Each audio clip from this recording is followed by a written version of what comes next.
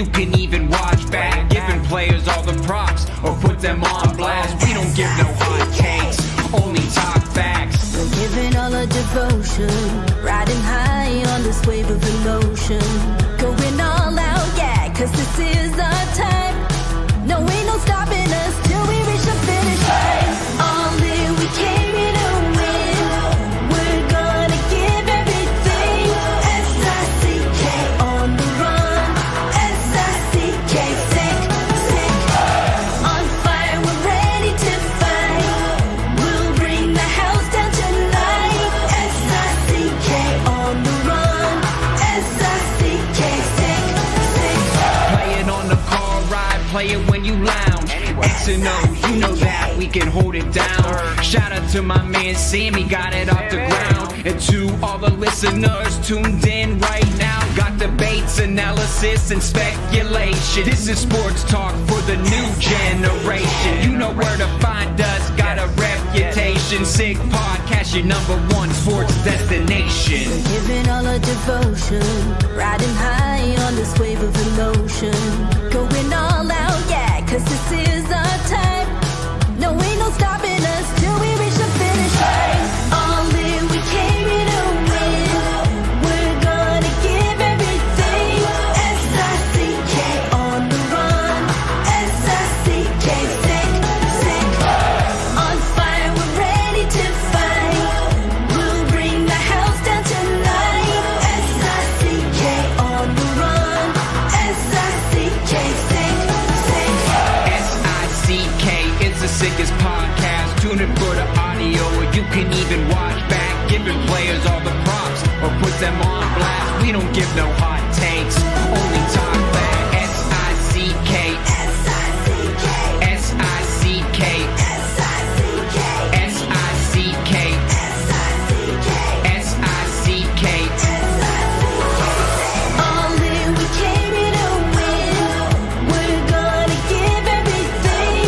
S-I-C-K on the run. S-I-C-K, sick, sick.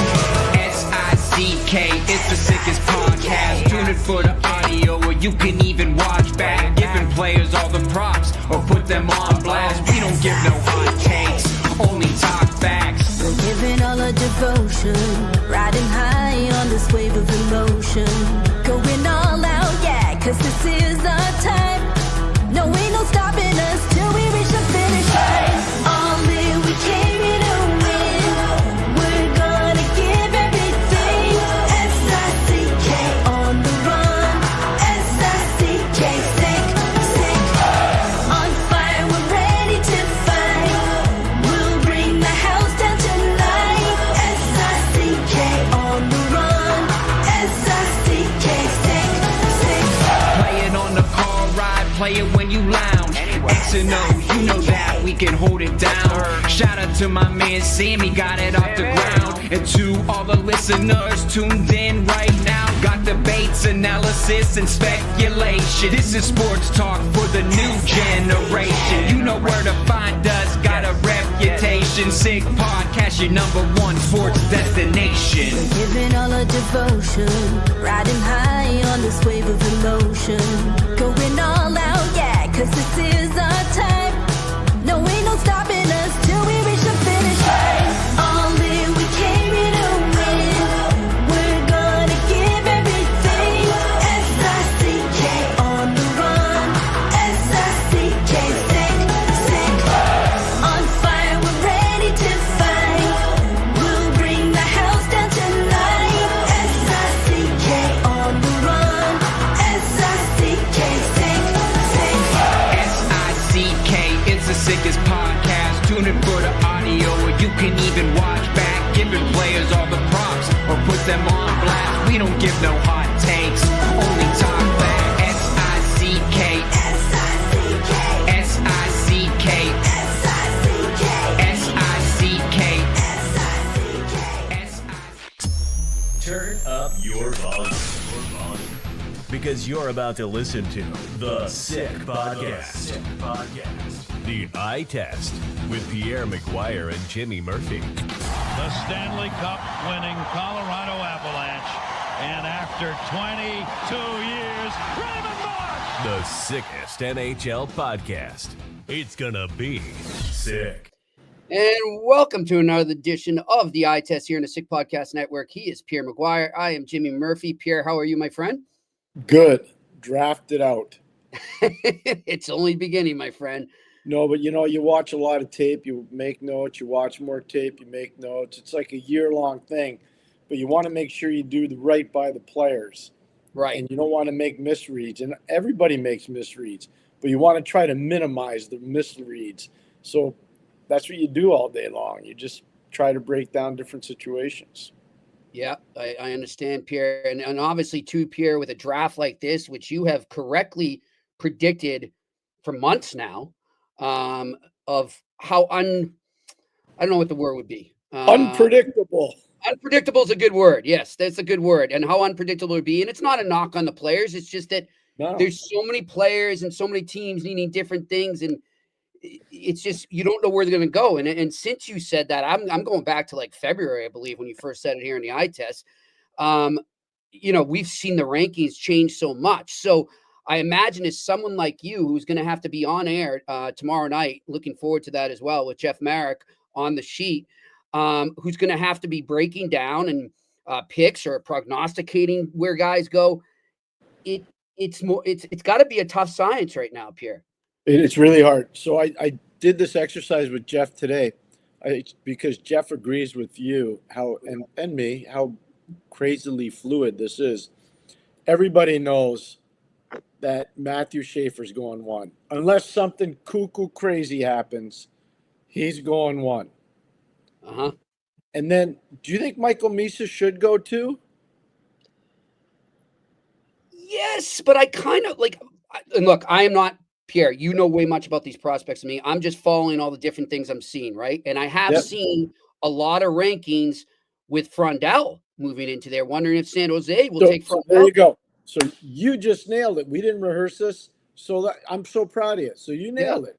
So then, okay, so let's say Frondell goes ahead of Misa. Let's just say he does it. So at number 3 is Chicago. Who's Chicago taking? Are they taking Misa? Are they taking Martone? If I was them, I would take Misa, Pierre, and I will say this because I think they're in dire need of talent up the middle. And also, we've discussed this before, will Connor Bedard eventually be a full-time winger? We don't know. So they might need more center depth. So you know how I like to do different examinations? Mm-hmm. So what I did was I experimented on the 6 players in the Ontario Hockey League that have been given exceptional status. The first guy ever was Jonathan Tavares. Mm-hmm. The second guy was Aaron Ekblad. The third guy was Connor McDavid. The fourth guy was Sean Day. The fifth guy was Shane Wright. The 6th guy was Michael Misa. In their draft year, of all those players, who do you think had the most points? Misa? I would go with him if I'm Chicago. So I'm backing you up, and you nailed it. Thank you. All right.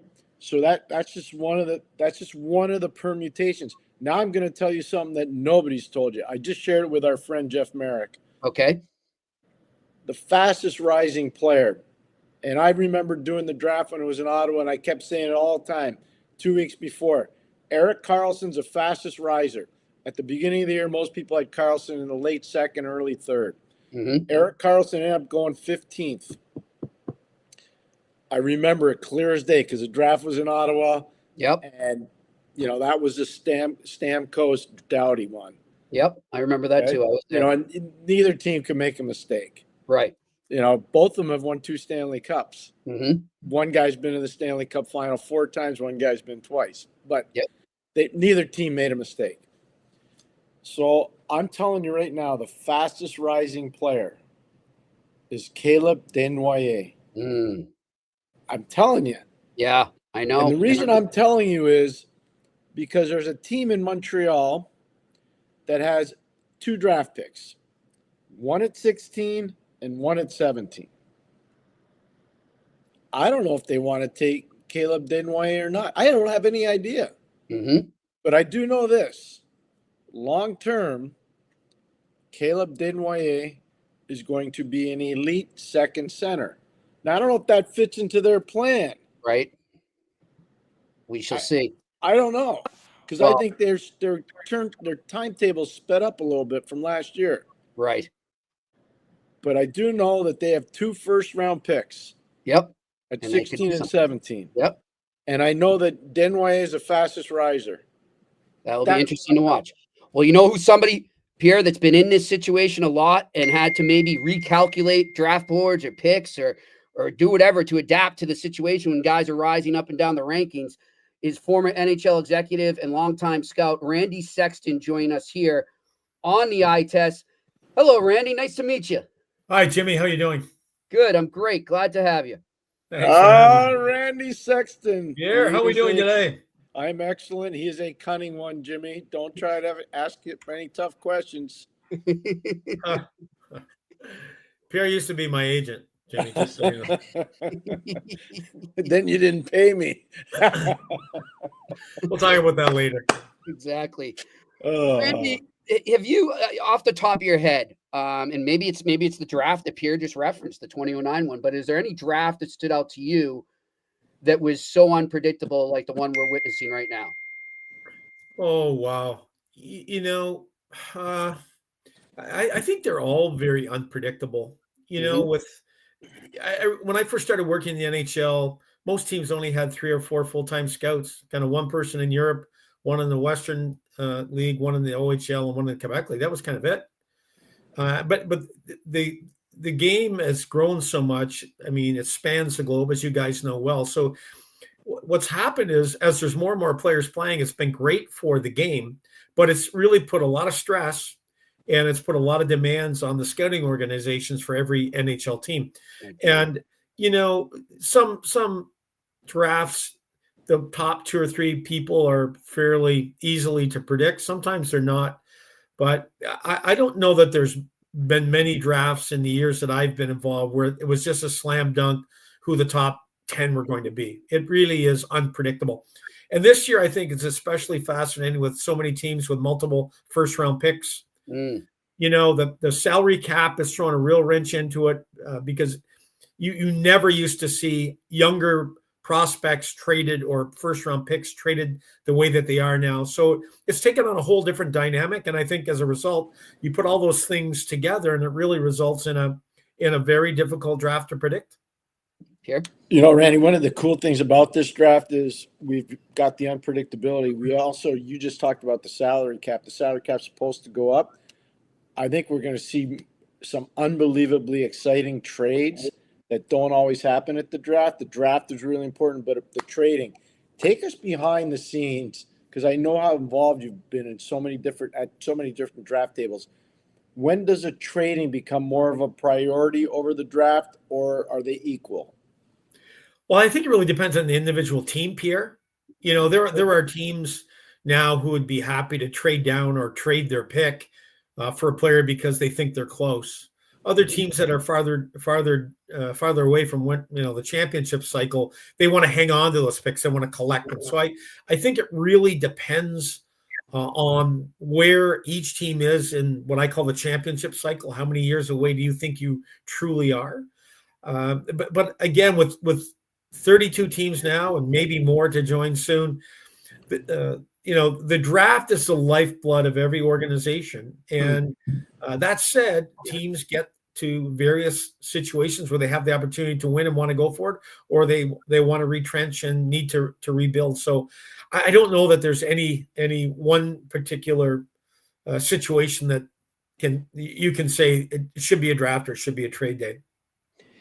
Randy, was it always for you draft the best player available, or were there times when you had to switch over to need? No, certainly in the first several rounds, it was always the best player, Jimmy. Hockey is not like some of the other sports. There's a longer gestation period for these players. Some of them, when we drafted Jake Gensel in the 3rd round in Pittsburgh, he was 5'7", 152 pounds.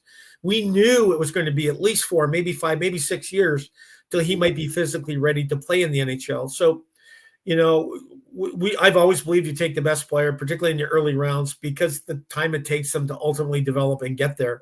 In the later rounds, sometimes sometimes you look at how your particular draft is trending. You might be overloaded with wingers or defensemen or something, and you may go off your list a little bit or leapfrog a guy to take a player in a different position. But that tends to be later in the draft.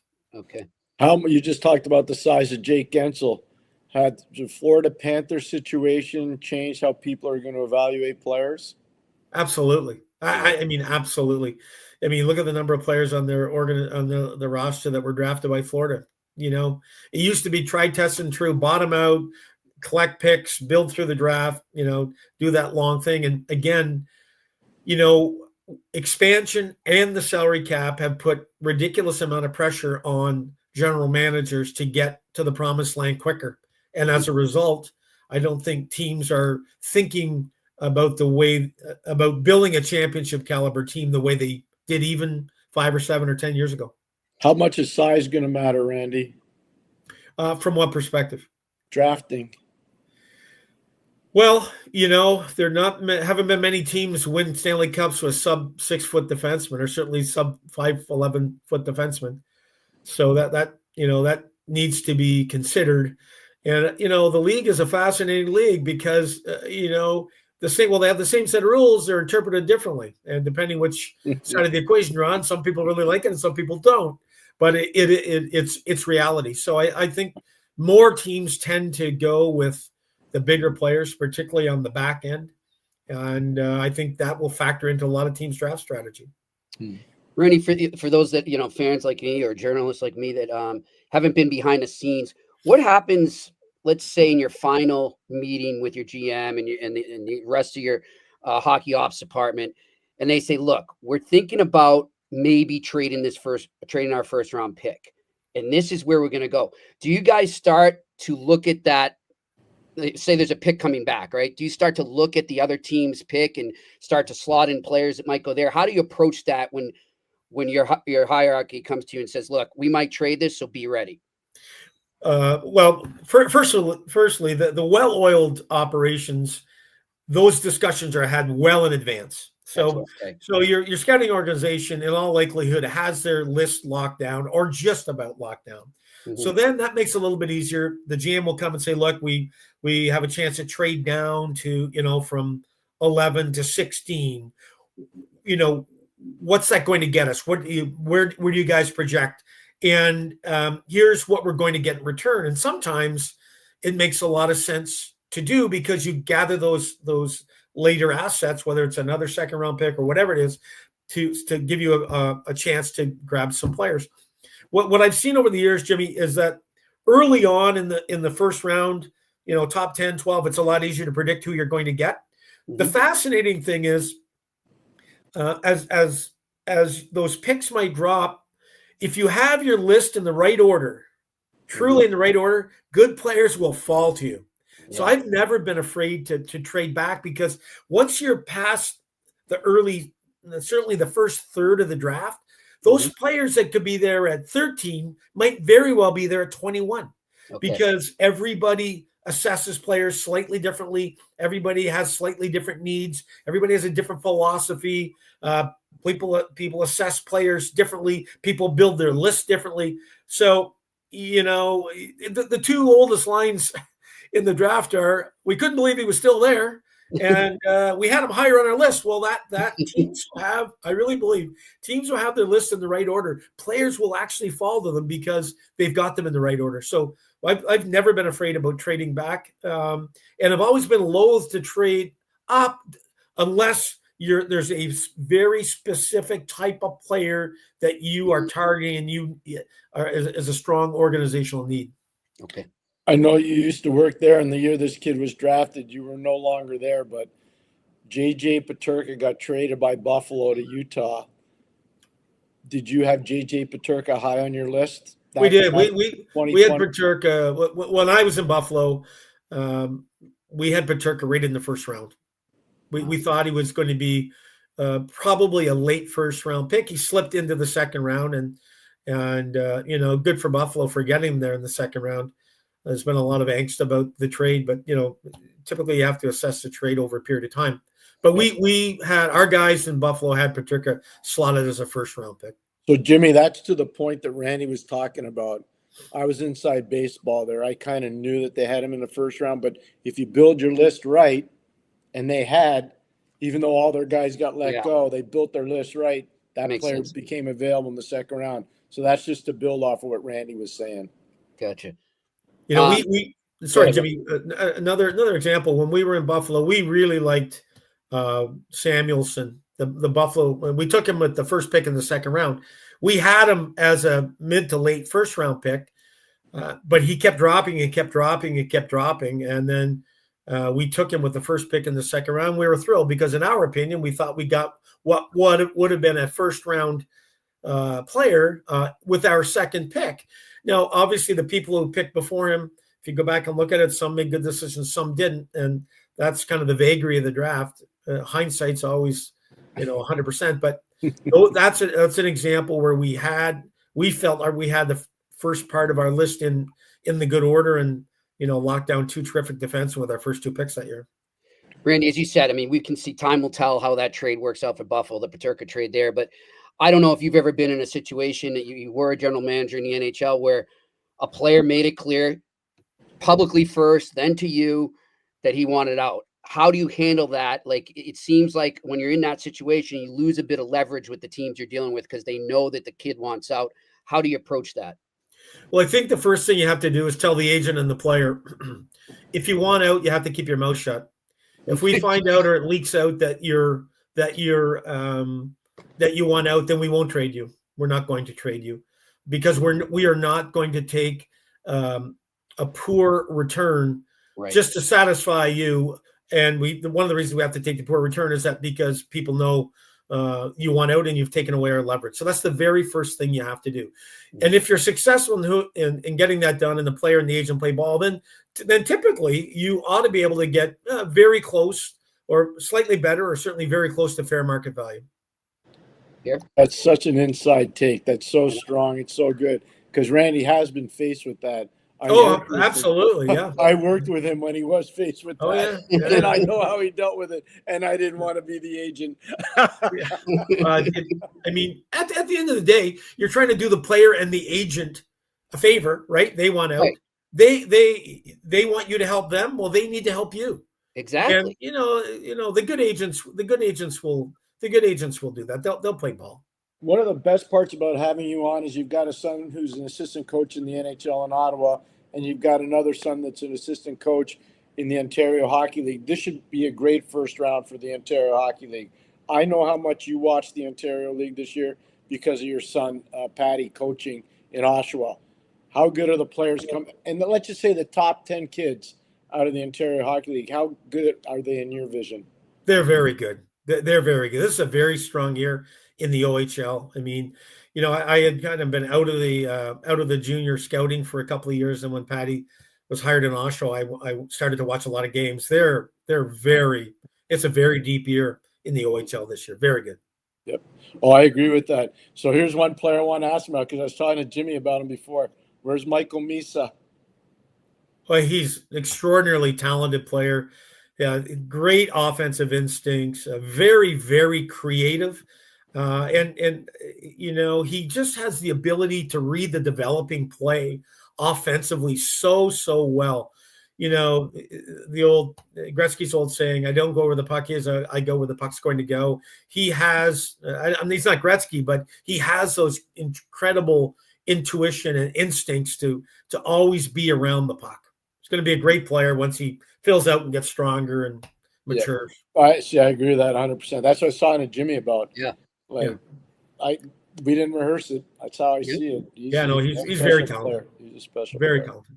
Randy, I want to go back to something you said early on in our conversation here, talking about how the rising cap is affecting, the draft, the trade market, and all that. Is interesting because I did a story for this morning, and I had an NHL GM basically say the same thing to me. And I look at it right now, and I've said this to Pierre too.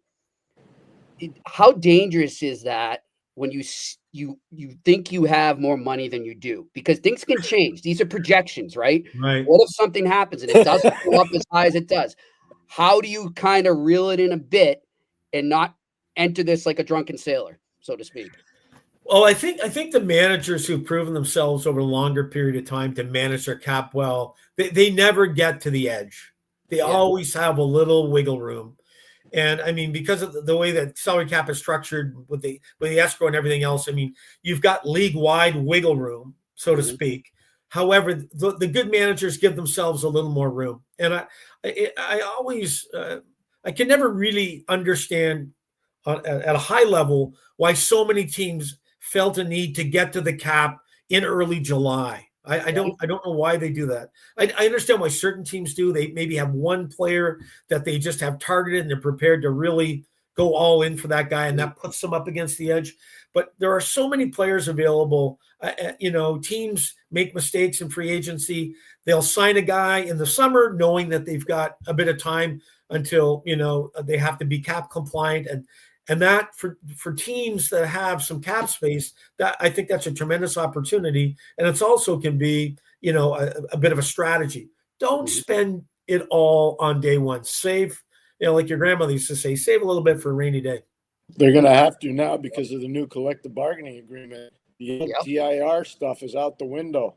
Oh, yeah. I guys anymore. I don't know any details. I only know what I've read. What is now? What is? I only know what I read. They've only basically released bullet points, guys. So we don't really know the details yet. Yeah. But that LTIR thing, little thing is going to be out the window. So you can't do what Tampa did with Kucherov. You can't do what Florida did, obviously, with Tkachuk. That stuff's out the window. I think that's a good thing, candidly, for the league. I really do. I really do. And you know what? The managers in the game now are very smart. A lot of these guys are very, very bright. They found a few loopholes through it. Good for them. Tighten it down. They'll still find other ways. And it really, what I think it really does by locking it down, it creates a fairer playing field. And number two, it causes managers to actually lead and manage. And I think that's a good thing for the league. Yep. You know what, Jimmy? I wanted to ask Randy this one because Matthew Darsh is a new general manager in the league. Right. So Randy's been through this too, this exercise of being the new general manager in the league. How many calls could you tell the viewers at home that you got when I got the job in Ottawa? And everybody's like, Randy, you're the best. I love you. And I want to do a deal with you.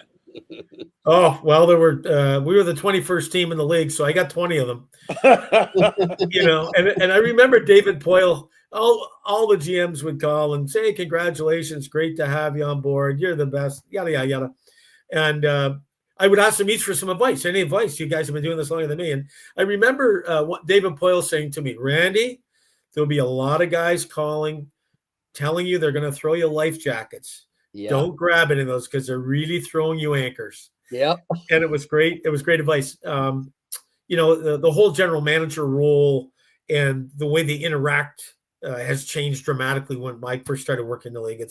It's a much bigger group of men now, and they come from a broader, wider set of backgrounds. So interests are a little bit different. But what always fascinated me early days of being a general manager in the league was, you would go to war with each other every night, but once that game was over or when it came to the league, these guys, they were all in on the league, and they really wanted to work together to build a strong and better league.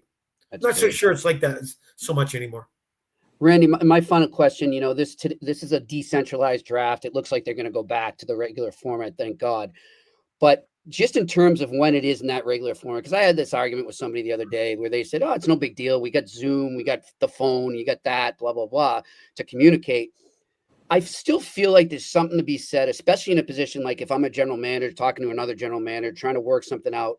I still feel, and you guys can correct me if you're wrong, that there's something to be said about being in person and really understanding where a person stands when you're looking at them eye to eye in person. Oh, Jimmy, 100%. You're bang on. I mean, we've all been at the draft, whether you're on the floor or you're in the media pit.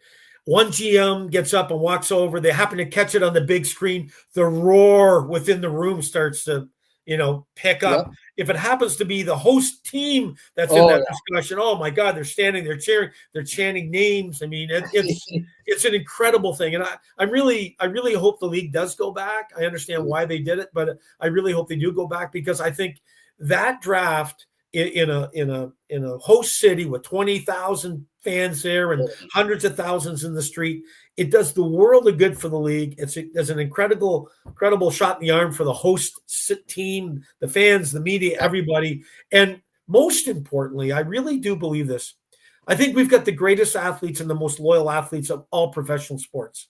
And I really think there's some reasons for that, but I really think one of the reasons is when they are drafted and they walk up on that stage and 20,000 people cheer and they put on that jersey, it's almost like there's an instant bond between that team and that player. Mm-hmm. And I think that is really, really good for the team. And I think it's really, really good for the league. Agreed.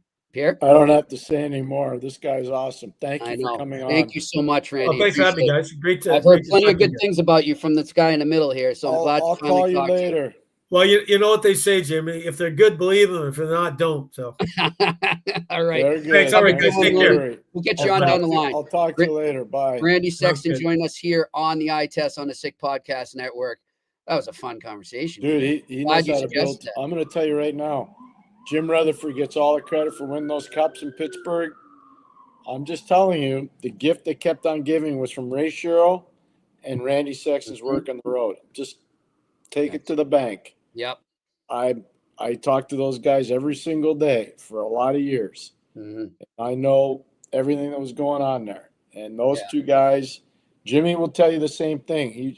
He's grateful for the work they did. Yeah. But those two guys were the gift that kept on giving in Pittsburgh. Yep. And that's one of the things I love about working with you, Pierre, and also just my job in general is getting to meet those guys that maybe the public doesn't know about enough, that are part of the building the foundation of a team, whether it's pro scouts, amateur scouts, director of those, just the guys behind the scenes. There's so much more that our listeners and viewers don't see and don't understand goes on. Well, it's a very complicated business, far more than people think. And that's why I'm still shocked at some of the people that are sitting out of the game and some of the people that are getting jobs in the game. Right. Like there's a guy right there, just telling you, if somebody was wise, they would hire him. Yep. I'd agree. Because he would help you beyond belief with so many things. Totally looking forward to it. I'm glad we had him on. We will get him on again in the future. All right, Pierre, let's get over to Q&A because we got a full lineup there of questions there, and I know the people are eager to ask them. So let's tell you first about Betway, where you can go all the way still and get up to $200 back, even if your first bet loses. So go right there, the QR code right in front of you and sign up, or go to the details section to create your new account and redeem the welcome offer. This offer is not available in Ontario. Terms and conditions apply. You must be 18 plus and always bet responsibly. And I was just over there, and they do have props for where certain prospects will be drafted. So you can bet on the draft, and you can also already start to bet on futures for next season, which I would highly suggest. Not that I'm not telling you to use Betway. Go over there and have fun. But be careful with that because these rosters are going to change a lot in the next 2 weeks. So just keep that in mind. All right, let's get to the Q&A. What do we got? Simo Kaki training. Pierre, what do you think about the Hawks bringing in Nick Ehlers as a good power play guy, can add some instant offensive playmaking ability and credibility to their top six? If they brought him in, it'd be great. He's a very skilled player. He plays with a lot of energy and passion. He's played on some mediocre teams. He's played on some good teams. He did a great job helping Denmark with a major upset this year over Canada. So I've always respected his play. I think he'd be a great addition to their team. He's a guy that wants to be a hockey player. Here's how I judge it.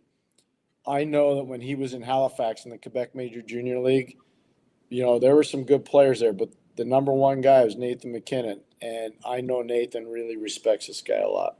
Yeah, he seems to really be in high demand. I think a lot of teams are kind of looking at him like saying, this is a guy that can come in and be that final piece in our top six. So we'll see what happens there. All right, next question. Renaissance Resistor. What is Radim Merka's ceiling? What do you think? Well, I'll just tell you right now. I think his ceiling's pretty good. Like I'm doing all this internal stuff. I'd say that he can be probably a 3-4 at the top, and I see him more as a 5-4 like a guy that's gonna. But no, he's got a good upside. Plays for Seattle in the Western Hockey League. He's got an upside.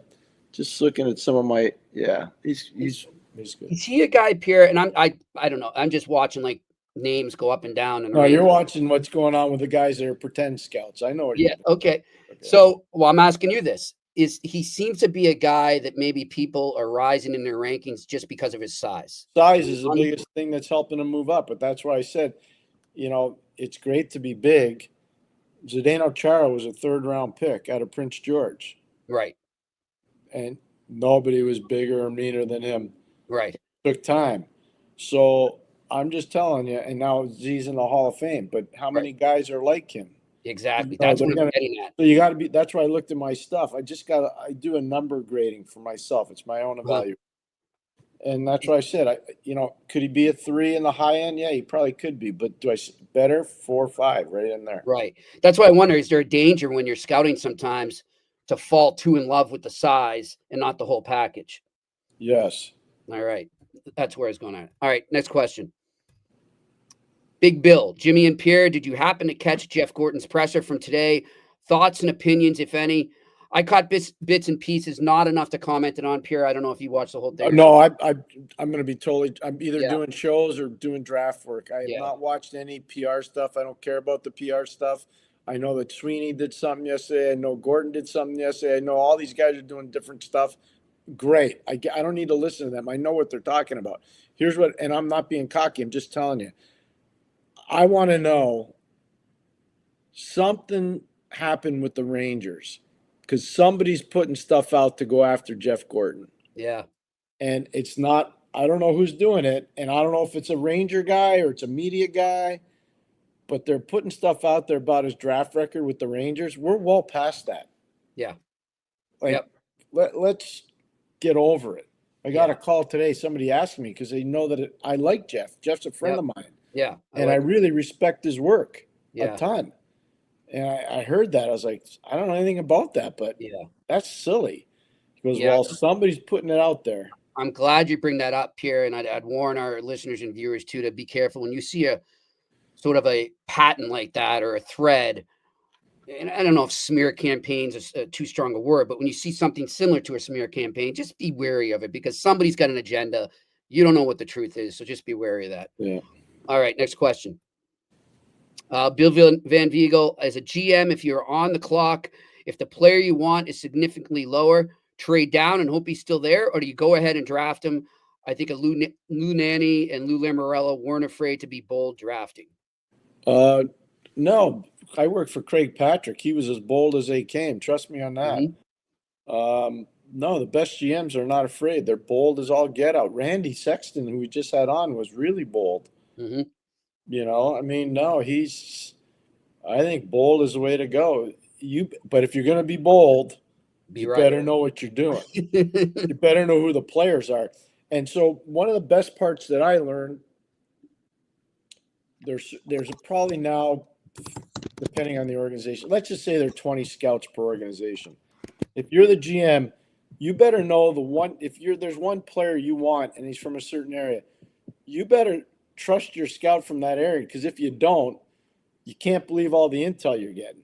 Mm-hmm. So you got to really, as a manager, you got to prioritize. This guy's a great scout. This guy's not so good. I can trust this guy. This guy's amazing at drafting character. This guy's awesome at skill. Like, everybody in your organization is different. But as a manager, what's the one thing I tell you all the time, Jimmy? You better be an expert on your team. On your own guys. That's part of being an expert on your own team. Knowing which scouts can do what. Because sometimes you're going to take a player because the guy that knows how to draft character, he's going to tell you, this guy's got way more character than the other guy. Mm-hmm. And it might take that player a little longer to make it. But if you're the manager, you trust that person. Just a quick follow-up, and we'll get right back to the questions. Randy was talking about guys dropping and how you handle that. How do you know, Pierre, when a guy's dropping and you're interested and you're definitely thinking about him, how do you know when to pounce or when to sense maybe he'll drop even further? That's a great question. That's why the trust thing has to come in. Okay. I don't want to get into names because I don't No. look. It's a long time ago. It's not appropriate. But there were a lot of fights at a couple of drafts I was involved in early in my career, right at the table, and it was bad. And it's because some guys thought they knew more than other guys, and they didn't, and they ended up getting exposed because of it. And so you got to be really careful about when you do that stuff. Really careful. Next question. Juice _031017. Pierre, what prospect in this year's draft have you really enjoyed watching and evaluating leading up to the draft? That's an awesome question. So I'm going to say there are a couple. Well, there are a bunch of them, but I'm going to say right now, Caleb Desnoyers is definitely one. I'm going to say, let me just think. Let me look. I'm looking at all my stuff here. I want to make sure I don't want to leave anybody out. Brady Martin would be one. Another one. Plays in Sault Ste. Marie. Really like him. Jackson Smith, Tri-Cities, is going to Penn State. Enjoyed watching him. Jake O'Brien, centerman from Brantford. He reminds me a lot of Dylan Strome, and he was unbelievable offensively this year. He was Rookie of the Year in the Ontario Hockey League last year. But he had an amazing year on the power play. This Nick Lardis, who was a third-round pick of Chicago, Lardis and O'Brien had this unbelievable chemistry in the power play. So those are some of the guys I really enjoyed. Good stuff. All right, next question. Pelesian Skeleton. If you were speaking for the Montreal Canadiens, would you have tried to outbid the Flyers for Zegers? No. Nope, me neither. I said that last summer, and I'm going to say no, I would not. Not a knock on Trevor, but Montreal's got guys. Why are you overbidding? No, I would not. Nope. All right, next question. Mario McDonald, could the Habs draft another goalie with one of their picks? Perhaps Josh Ravensburg and a goalie from Prince George. Yeah. And what's the cost to move up in a top 10 pick right now, 16 plus? Yeah, well, I don't know what the cost is, Murray. It's a great question. Ravensburg is definitely rated in the top 25, let's say. He's definitely in the top 25. He might slip a little, but I do think he'll be a first-round pick. He had a great year in Prince George. Really, really good year in Prince George. I don't know what the cost would be, but in Montreal's case, I'd be surprised if Ravensburg, and I just want to get it here, Jimmy. Yep. I don't think Ravensburg would be picked before 17. I'll be really surprised if he is. If he's picked before 17. The Canes own 17. They own 16 and 17. All right. Next question. Ethan Hipko. Is it more important to give Demidov someone to grow with immediately, or is waiting for the right fit the better option? I would want to get a player that can help me get over the top. I think the Canadiens can really take a big step again if they get second center. Yeah. And I know people are worried about their D. I understand that. But I'm not worried about their D. But I totally, and if I'm wrong, I will tell you, but I'm not worried about their D. But I'm telling you, if they get the right second center, this thing could be amazing next year in Montreal. Like we'll have to do post game shows because that's how, the demand will be so great in Montreal. That's how good I think this team, if they get the right second center. Wow. All right, next question. Alex Ivanowski, outside of Misa, is there anyone who can be a top center for a team in this draft? All I hear about is second line center upside from the quote unquote experts. Well, the quote unquote experts are pretty accurate on that. I'm just looking at all my lists here to try Pierre's been saying that for a while. I've been saying that probably for 5 months, Jimmy. Yep. 6 months. That there's a lot of second line. That's what this draft is. But so, okay. The kid that I saw the most is James Higgins. Mm-hmm. James is going to go in the top 10. And if he's not, he's a slider. And you know what? If he slides past 10, Montreal should really think about him. I'm just telling you. They should. But he should go in the top 10. I think in his career, James is going to be an elite second center. I do. I think he will, because he's not going to get big enough. So if you look at this year, he played at Boston College. He played with Gabe Perreault and Ryan Leonard for most of the year. He did, and he played really well. Okay, just telling you. He had 37 points in 37 games as a 17-year-old in college hockey. Look, he's not Macklin Celebrini. He's not Paul Correa. He's not Jack Eichel. He's not any of those guys. Right. They all won and he's not Adam Fantilli. Those 4 guys as freshmen are the only 4 freshmen to ever win the Hobey Baker. But this guy's good. He's really good. Mm-hmm. And so, if he's a slider, he's a guy that I think I would be all over. I'd move up to get him. Wow. I would. Because I know his coach is a really good friend of mine, Greg Brown. And I know how hard they push him. And I'm telling you, this guy's a really good player. He's a really good player. All right, next question. Mike Gaudette, question. Carolina has 6 picks in this draft. Would it be fair for Montreal to give Carolina picks 41 and 49 or 41, 79, and 82 for pick 29? Carolina's a kind of a different team because they're all analytics. Mm-hmm. So I don't know. I would be surprised if they would be. I'd be surprised if they'd be looking to move picks. I think they're going to want to stay in the first round. But I'm cautioning everybody. This is a good character draft. It's not a high octane blow you out of the water draft. Right. Just next year though could be a different story. Next year's way different. You won't be saying this next year. Yep. All right, next question. Brad K with San Jose, Chicago, Nashville, Philly, Montreal, Calgary, Pitt, and Columbus having 2 first-round picks. Who is most likely to trade up? Hey, Nashville's got 3, 5, 23, and 26. And Philly's got 3, 6, 22, and 31. So you talk about the teams that have 2. What about the teams that have 3? Yeah. Yeah. And the one thing I'm going to tell you, you heard me say Caleb Desnoyers is one of the fastest risers. Mm-hmm. You know who spent a lot of time in Moncton, New Brunswick this year where he played junior? Barry Trotz. I knew you were going to say Do you know where Nashville picks? 5. Ooh, interesting. All right, next question. Paul Cormier. Hi, guys. Fascinating guest and perspective. Yes, he was. Hughes keeps his thoughts close to the chest.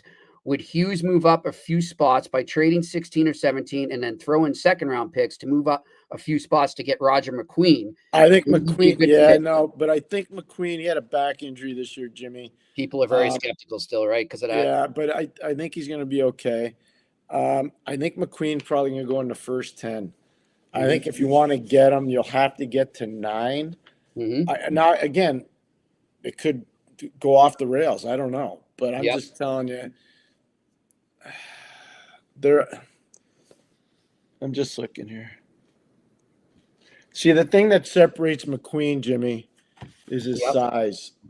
His size separates him a lot from a lot of these guys. That's the one thing. I mean, there's a one off the board that I'd like to throw out there for people. Go ahead. And I'm not saying Montreal is going to take him, but Jack Nesbitt is a 6'4" centerman in Windsor. I'm going to call him a poor man's Brady Tkachuk, even though this guy's a center, Brady's a winger. This kid's nasty. He's not afraid to be dirty. The only thing I worry about with him is his skating. But at 16 or 17, I could see him falling into Montreal's lap. Yep. Because I think that's a little early for him. But if you're looking at a 6'4" guy, let's say he's 185 to 190 now. He's probably going to, when he's good for you, he's 22, 23, 24. He's probably going to be 205, let's say 210. Mm-hmm. I like it. That's just, it's one, and that's not knock on McQueen at all, by the way, who I'm a fan of. We talked about him at the beginning of the year. Yeah. But Pierre, when a guy, what do you, like, you have an injury worry there. Yep. How do you have an injury worry, even though they say he's okay? Yeah. I mean, it's a tough position to be in. I wonder too, Pierre. Okay, I'm looking at it from the prospects position. Yeah, I'm just looking at a medical report. So how do they help their? How does say I'm a family advisor, because that's what you call them still at that point, not an agent yet. But say I'm a family advisor, and I see this, the worry and the concern about my client's injury. How do I still keep his value up? Is there a way to do it? No. No, huh? It's just out of your control. You're I out feel of, bad it's for the kid, right? You tough, know? right? You feel terrible for the guy. Yeah. Like Matthew Schaefer played 17 games this year. Right. Think about that. Yeah. But in those 17 games, you know how many points he had? He had 24 points. And then I know. It's like, remember when he got hurt, Pierre, and you're like, Canada's screwed.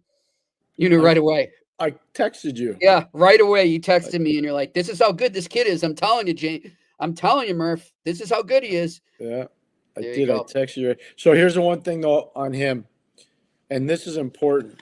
I got this from somebody that is big in the Ontario Hockey League. Mm-hmm. He said everybody's talking about him being the entire package, and they're talking about him the entire package athletically. But what they're not talking about is what an amazing person, leader, coachable, beyond belief, outstanding teammate.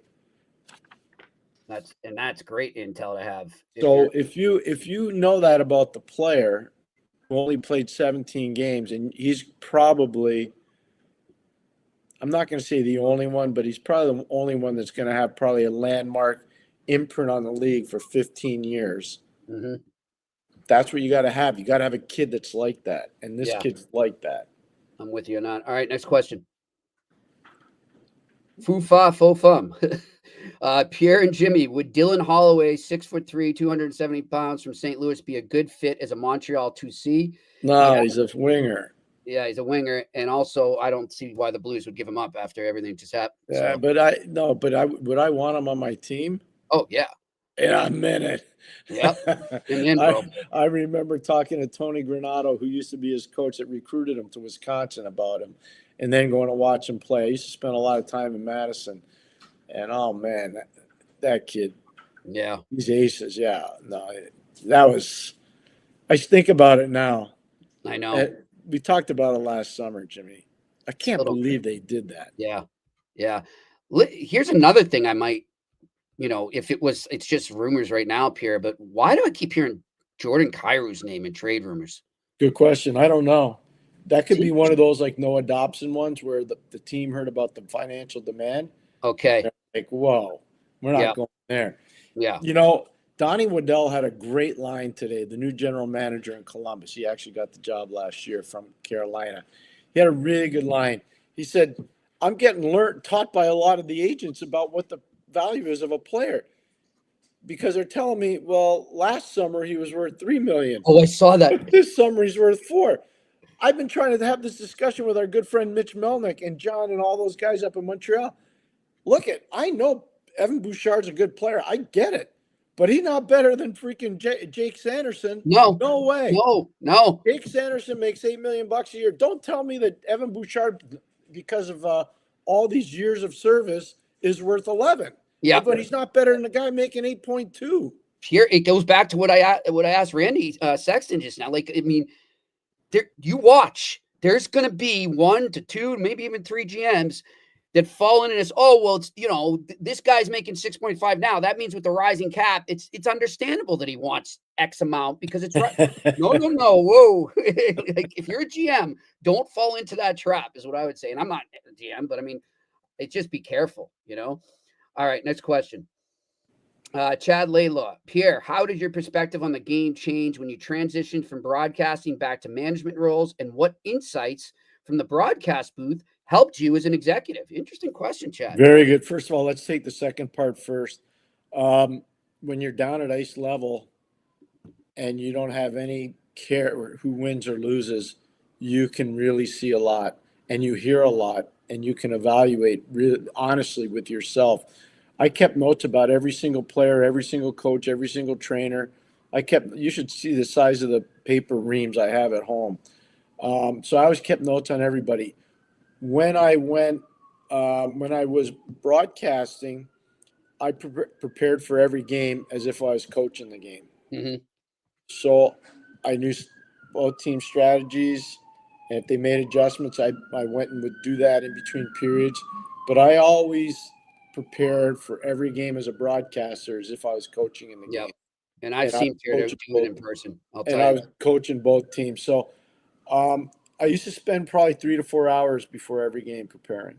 Wow. 3 to 4 hours. There you go. All right, next question. Randy Workman, Pierre and Jimmy, does Zary and Anderson get Calgary in the top 10? It better. It better. I don't think you need one of those. I think you could do Anderson. Yeah. I wouldn't trade Zary. I wouldn't touch I wouldn't, not where they are right now. But can I just ask a question, Jimmy? And I don't want to, like, I really like Craig Conroy. I tried to recruit him to play for me. He went to Northwood Prep. His mother was the secretary at Clarkson to our friend Billy O'Flaherty. And so that's how he ended up at Clarkson. I get it. I totally get it. And I like Craig a lot. And he was a really good player. I know how tight he is with Jerome McGinley, too, who, by the way, awesome addition to the NHL, one of the to the nicest Hockey guys Hall of I've Fame met. selection. I'm just telling you. He's awesome, a great guy. awesome guy to work with. I'm just telling you. Jerome. But why are they in a rush to trade Rasmus Anderson? Could you tell me? Like, is it money? It's money. It's money, and I think the projection of maybe where they are right now to where they're going, maybe he's just more, I don't know, this is just my take, Pierre. Maybe they look at it like for him, and I think it's a mutual feeling, he's more suited to be on a team that's in a win now mode, I think. I think that's what they're feeling like. I wouldn't trade him. I would keep him around. But, I mean, heck, Pierre, that guy played 12 games that didn't matter. They already pretty much knew they weren't making the playoffs, and he still played with a broken leg. Hey, let me just ask you this. I want that guy on my team still. So everybody wants these right defensemen, right? Right shot defensemen every year. Like Michael Kesselring, Buffalo's selling it. Michael Kesselring's a right-handed shooting defenseman. Yeah. We wanted him here. He had to be part of the Peterka trade. They said that. I didn't say it. Yep. Are you kidding? Like, Montreal should be all over Rasmus Anderson. I agree. Like, you know what I'd say to Calgary? Here, take my 16th pick. Yep. You can have that for Rasmus Anderson. Mm-hmm. Because I'm looking at Calgary's sheet right now. You know where they're drafting, Jimmy? Calgary's drafting 18 and 32. So I'd say to them, you know what? You want to trade Rasmus Anderson? We'll take Rasmus. We'll give you 17. So you're going to have 17, you're going to have 18, and you're going to have 32. Now give us the player. Yep. I'd do it. Like, that's what I do. And would you do it? He makes Montreal way better. And would you do it even without an extension in place? No, I'd want the extension. That's the key. Jimmy, come on. I know. I was just making sure you said that. Oh, no, I agree. I just thought you'd already know that. Yeah. People nitpick at words. I know. It's okay. I'm glad you saved me from that. That's good. It's the writer in me. All right. Next question. Robbie Rosenhaus, excuse me. Look at all the Habs players that are either right shots or prefer to play right wing. Top 6 left wing, you could argue, is more important than 2C. Isn't Robinson a fit on that second line with Demidov? You're talking about Robertson from Dallas. Yes. He'd be a good, but no, you got to have somebody who can get him the puck. Mm-hmm. Remember we asked Randy Sexton? The Florida model is going to be in play forever. Yes. So, let's just do this equation. Do you have anybody in Montreal that's better than Sasha Barkov? No. Do you have anybody in Montreal that's better than Sam Bennett? You can debate Suzuki. A bit, okay. After that, is anybody on your lineup at center better than Lundell? Jake Evans is not better than Lundell. No. So right now they win, let's say 2.5 to half. Yep. Okay. Do you have anybody, and Jake Evans, I'm going to put in this position. Do you have anybody better than Tomas Nosek? I would say yes. Mm-hmm. I'd say Jake Evans. Yep. So where Florida beat you is down the middle. That's where they beat you. So how are you going to get there? You can't worry about the left side. You got to get a centerman. Yeah. So that makes, let's just say you get a really good second centerman. That makes Suzuki better. Of course. And then that allows Owen Beck the opportunity to come in and maybe play in the 3-hole. Maybe. Maybe. But down the road, you're hoping Michael Hayes is going to be that guy. So, there's good stuff happening. I just want Montreal to do better than most people faster because I like their team. I want to go back quickly before we move on with the final questions here, Pierre. There is a report from Michael Russo, who we know and trust, that Buffalo turned down an offer for Peterka for Rossi straight up. Would you have done that?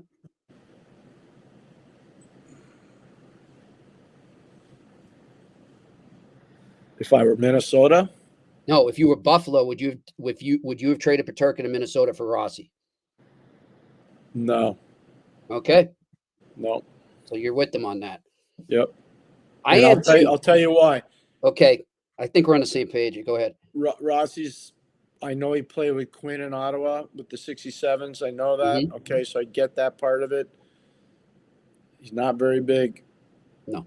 He's not very big. And I'm looking at that conference, or that division, excuse me, that Atlantic division. Specifically the division. I just don't. That's why I asked Randy the question about size with all. And I think It's not a knock on Marco Rossi. Like, no, he's it's a good not. player. I watched him play for Ottawa 67s. I mean, he's a really good player. It's a great point. And to further it, I think that's why he is on the mark, is because Minnesota wants to be really big up the middle. Especially they've got a similar division to the Atlantic, and they want to be big up the middle. They're gonna go. Listen, did you see what they did today? Freddie Gauthier's not there anymore. Yep. Well, they're not. They're not. Watch them carefully. They are going to be busy. I know, because I'm kind of involved in it a little bit. There's not much I'm going to say. Yep. But I'm telling you, they're going big. Oh yeah. They're not going small. They're going big. I like it. I noticed yesterday too, and I love that you said it too. You were talking about some team, maybe it was Edmonton, just dealing with the playoffs in the Western Conference.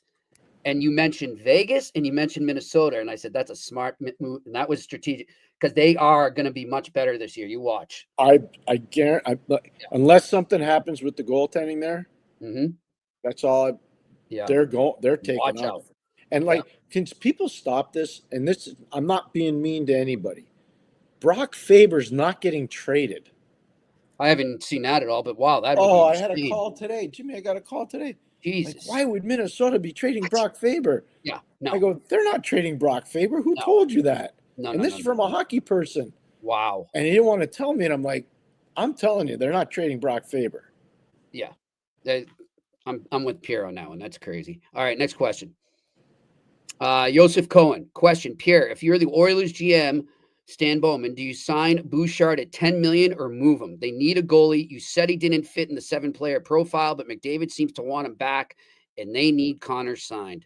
No, I think I did say fit in the profile, but he was one of those specialists, but he was a power play guy in the back end. But would I do 10? It's rich for me, but I probably would. I would not do 11. Tell you right now. No. Like, if that's the hill they want to die on, that the player has to make 11, I would not, and I would move him. I'm just being honest. I think 10's a good number, and good on the questionnaire and the person who asked the question. It's a great question because of what he said about McDavid and the influence of McDavid on that. Because that, by all accounts, that is true. And I wonder too, Pierre. All right, we know how much McDavid is trying to say, "Hey, this is what I need you to do. This is where I want us to go." I wonder if he says that to teammates as well, and says, "Hey, man, we got something special here. You might have to take a little less. Would that be okay?" Would a teammate say that to a teammate ever, or no? I don't think so. Yeah, because it's kind of taboo with players. Yeah, you don't. I could be wrong on this, but our really good teams that I was a part of, I'm just trying to think. We had one holdout. We had 3 guys playing out their options: Cullen, Stevens, and Recchi. Yeah. Stevens got signed. Cully got signed. Called him the option line, right? And we the option line. And Rexy held out. But Kevin would know this better than I, but I don't remember, because I was running the practices. I don't remember anybody talking about that in the room before, in our meetings, or in the training room. I don't remember that. Maybe they were, and I just didn't hear it. Yeah, the only time I've ever heard that happen in sports, when I was in one of the Patriots books I read, was the Patriots dynasty. Brady and some of the guys did that. They got together and said, "Listen, if we take a little haircut here, it's going to help us all, and we're going to win." That's something you do at a dinner. Like, you go as a group and you say, right. Hey, look, we're the 3 best players in the team. Let's all take a little bit more so we can keep the team together and try to win. Yeah. That's not something you do in front of the whole team. And if you do, then you're going to have a bad group. Yeah, exactly. All right, next question. A to Z me. I don't pronounce the name, Pierre. Sorry. Rabikin went from possible top 10 to second rounder. What happened to that kid? I don't know. It's a good question. Ryabkin. I don't know. That's fine. I don't know what happened. I apologize. I don't know what happened to that kid. I don't. Yeah. All right. Next question. Anthony, has anyone asked about Dobson yet? What does a Habs offer even look like? Lots of rumors flying around right now about Noah Dobson, Canadians being interested. I don't know what an offer would look like from the Canadians, but all I know is one of your first round picks has to be in it. Yeah, they've got plenty to offer though. It has to be that, and I would imagine one of Mayo or Reinbacher. But why would that? Probably, but if you're Montreal, you want to build up your right side of your D. Why are you now you've lost Savard and you lost one of those guys. And yeah, I'm with you on that. I don't know how that makes sense. I might look at something else, but I like Noah Dobson. You know that. Mm-hmm. He's not an $11 million player. I'm with you on that. He's like Evan Bouchard. Yep. All right. Next question. Zahal, if you're Montreal, would you try to avoid trading Michael Hayes? Yes. Me too. Next question. Bill Van Viegel, will the NHL ever tighten up the finals and not stretch it out so long? 3 days between games is ridiculous. I understand there's arena availability and TV schedule issues, but come on. Bill, I'm with you, but now, in the new CBA, we're adding 2 more games to the 84 games. But hey, Jimmy, I coached in the NHL. Only had 84 games, 2 neutral site games. So, okay, I was listening to Mitch Melnick, and he said he remembered it happening too. He wasn't sure if that actually happened. He said 1993, the year the Habs won. I coached in the league. Yep. Our neutral site games, one was in Cleveland, Ohio, and one was in Saskatoon. Yep. And was that the year they went to London too, Pierre, the NHL? No, not that year. It was around that time, I think. Yeah, it was near early 90s. All right, next question.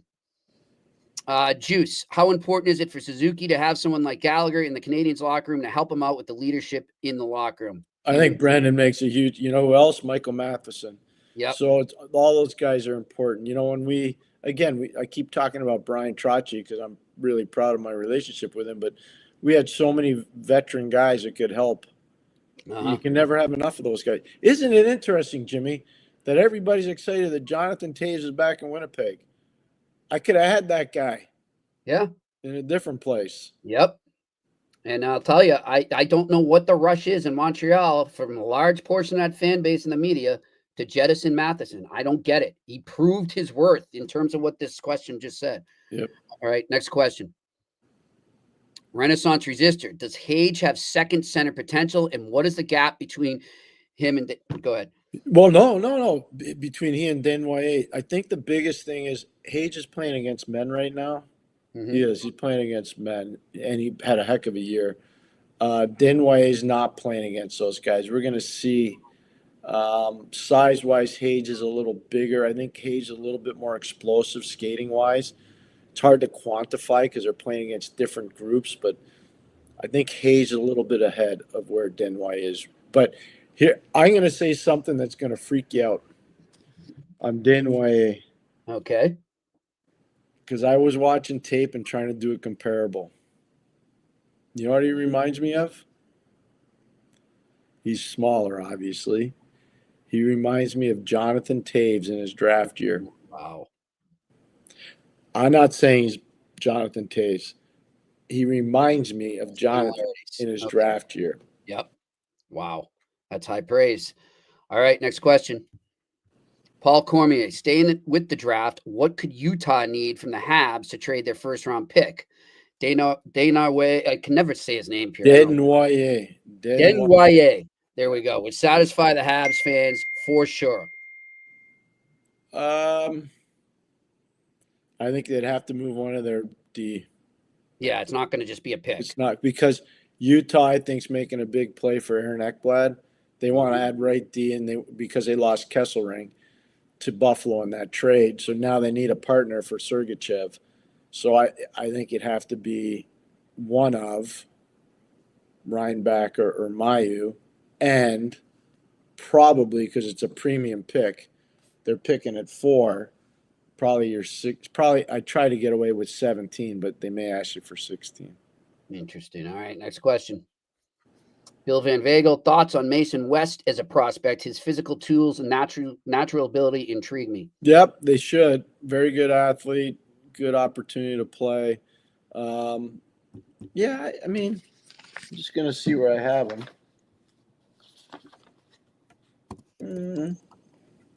I have him as an early to mid second round pick. Okay. Next question. Bill Van Vagel, as an organization, would it bother you if a top prospect decided to stay home instead of attending the draft? Does it show a lack of commitment or love of the sport? Hey, everyone else stayed home. No, that wouldn't bother me this year. Not this this is year. a fouled up. I don't like what they're doing with this. I did. And I think they know they fouled it up too. Some of the guys I've heard, like I've spoken to there in LA, Pierre, they're like, it's like a ghost town, man. It's really weird.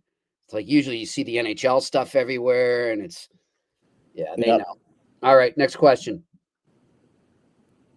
Juice says, Pierre, at what point in this draft does it really start to fall off? Well, depends what you're looking for. So I'm going to say, I think you can steal players, but they're going to take time. So I'm going to say you can steal guys up to about 20. And then it does start to drop after that. Dr. Renschler's ham sandwich saying that Dobson is better than Ekblad. Who said that? One of our commenters here. I don't know about that, my friend. There's 2 rings on Ekblad's fingers that say otherwise. That's what I'd say. Well, maybe first of all, I think Ekblad's probably going to get around between 6 and 8. Yeah. So, in terms of I don't know. Dobson's group wants a lot. Aren't they? Listen, they're totally different. Yeah. Yeah. Dobson's group wants 11. Yeah. All right. Next question. Pelesian Skeleton. If we put Demidov on left wing 1 and PP1 off the bat, do you think he's capable of scoring over 70 points in his rookie season and that's right, he's still rookie, and get close to Fedorov's 79 points per game his rookie season? It depends how healthy he is. I loved Fedorov. Got to stay healthy. If he stays healthy, I think he can do some serious damage. But we'll see. I don't see them breaking up Slafkovsky, Suzuki, and Caulfield. I don't see that happening. Yeah. How hard was Fedorov to prepare for when you coached Pierre? Well, it was double. So we called it double trouble because you had Yzerman and Fedorov 1-2. So and then they start rolling at you. Later on, they'd roll at you with Draper, Malpe, and McCarty. Gosh. And you just, what are you going to do? And sometimes Joey Koser would be on the 4th line, and he'd grab your 4th line guy and pummel him. It wasn't easy. Wow. All right. I don't need notes for any of that. You lived it. All right. That's all we got for questions. Thanks to everyone for all their questions there. Thanks to everyone watching and listening at home, and also to our good friend Shane working the boards up in Montreal, and to Randy Sexton. Randy Sexton, thank you so much, Randy. Outstanding. That was so appropriate today. Really good job. It was great. Great insight from Randy Sexton there. So love that. So tomorrow's draft day, Pierre, will be here again, 4 to 5. Big day. Yep.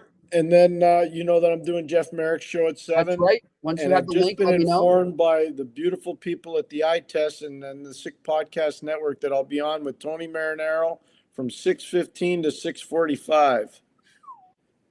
Just a boring day for Pierre tomorrow. I love it. I'm so grateful that they've asked me to come on. I know. God bless. All right, and I might be on there as well later on. I don't have my time slot yet, but look for my mug as well there. You want me to be your agent?